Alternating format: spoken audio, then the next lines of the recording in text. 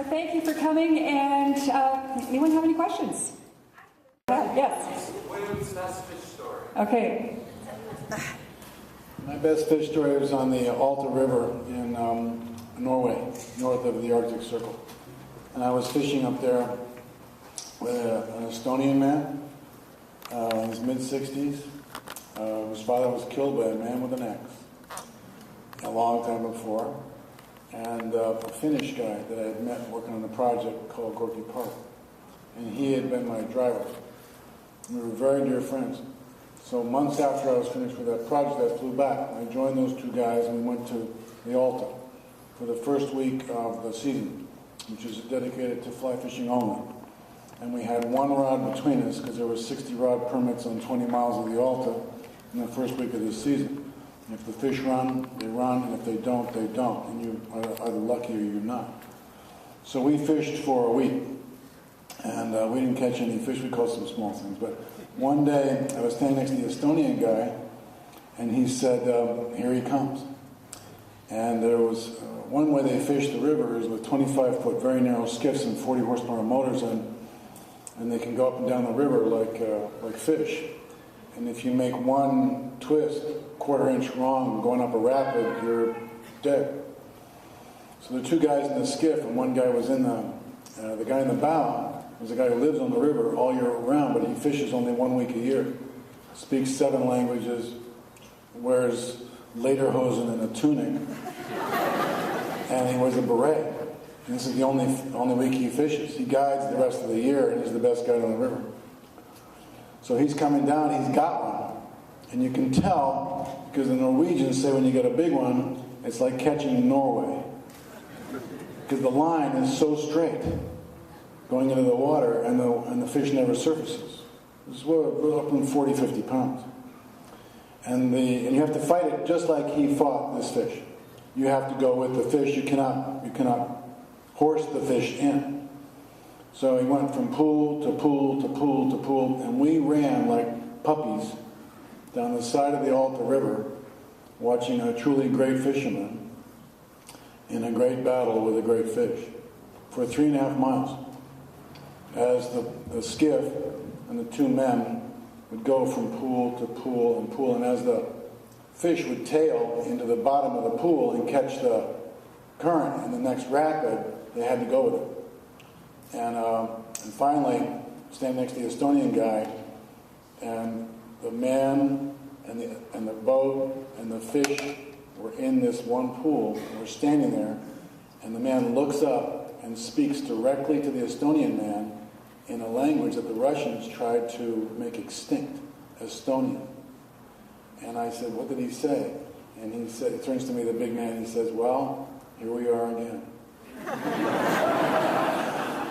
And then we watched and we watched and we watched, and then the kill was almost the most graceful part of all, because the fish never knew. And I can't even describe what happened. I could take a half an hour and describe the beauty of it.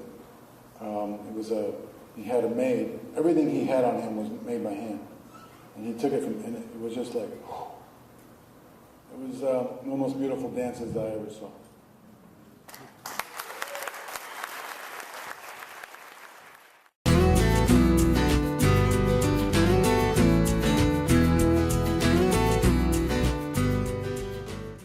Alex was in the river on the Clackamas. It was pretty darn cold, and it was raining. Yeah. Wait, so what's the question? How do I make it look so warm?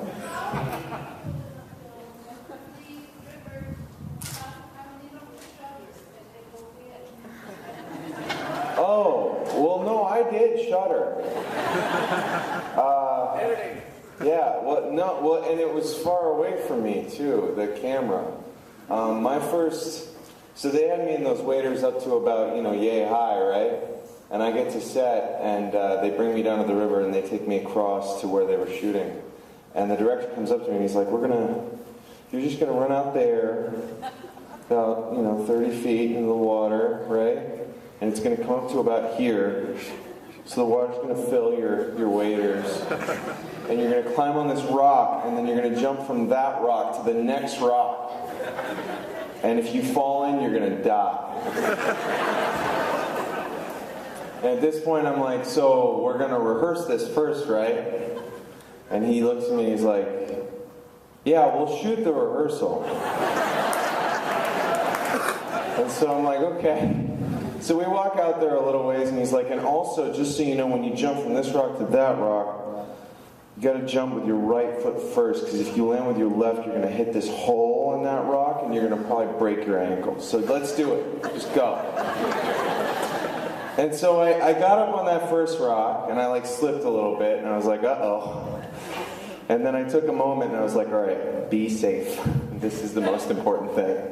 Fish, yes, you're catching a fish, but be safe. And I didn't wipe out, and that was great. And then we called lunch. So yeah. And that was supposed to be the last day of shooting. It wasn't.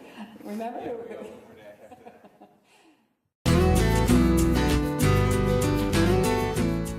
Totally different place. So we were really fortunate to have a location that we could utilize a lot, and it was just so beautiful. I don't know, it's fun. I mean, we can't really, I don't know if you guys talked about it much, but you can't fish while you're filming, so you can't even have a hook on the line, which was kind of interesting at times because it really affects the way you, I'm sure you're all fly fishermen, and I'm an expert. But, you know, not having that weight on the line of a hook really affects the way you cast. So it was fun. It was interesting. Sorry, but I hope that helps answer your question.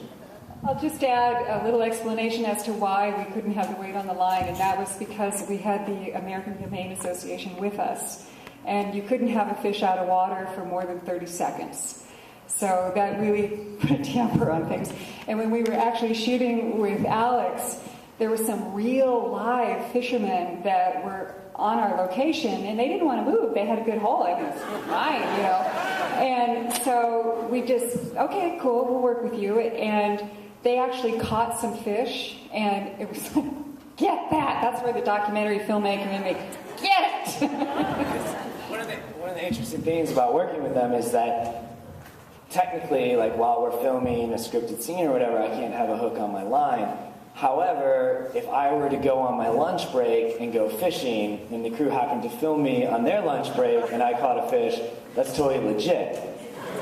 I didn't catch any fish on my lunch break, but so like when we get these real fishermen out there, it's like, it's fair game. And it was really interesting, like a fish can't be out of water for more than 30 seconds. And if you use a fish 3 times, you have to retire it and literally take it to a fish retirement home. I'm not kidding. Like there was one day where I drove an aquarium of fish out to this farm. I don't even know what it was. And I was like, I've got 24 fish for you. And they're like, okay. And they counted them, and then they put them into this little pond. And it was like, all right, guys, thanks for your hard work. It was interesting.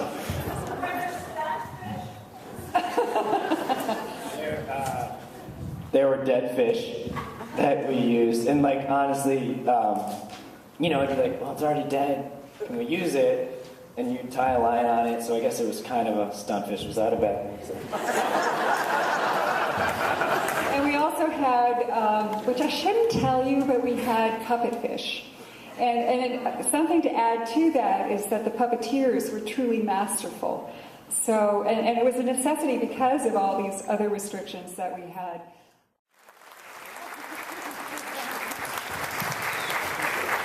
I think the act of fishing, I mean, if you're fishing with a midge, a 22 or 24, which is tiny, I mean, it's smaller than your fingernail pinky, and you're fishing with a 3-pound tippet or finer, 1.5, which is thinner than your hair. So everything comes down to that, and through that connection, through that very slender connection, at some point you understand everything about the river. And that's the balance. We can show you a great story and beautiful rivers. And my analogy is when I saw winged migration, I still don't, I couldn't tell you what kind of bird is flying overhead, but I'm still seized with some wonder when I see it going overhead because of that movie. And I pay more attention to birds now and appreciate them more. So on many, many different levels, there are many different things you can take away from this movie, but one of them is that when you see a river or fish, that maybe you have a little bit of a different thought, a little bit of a different appreciation on the kind of care that they need. But I don't know how to do that. I can't tell you all the answers on how to do that.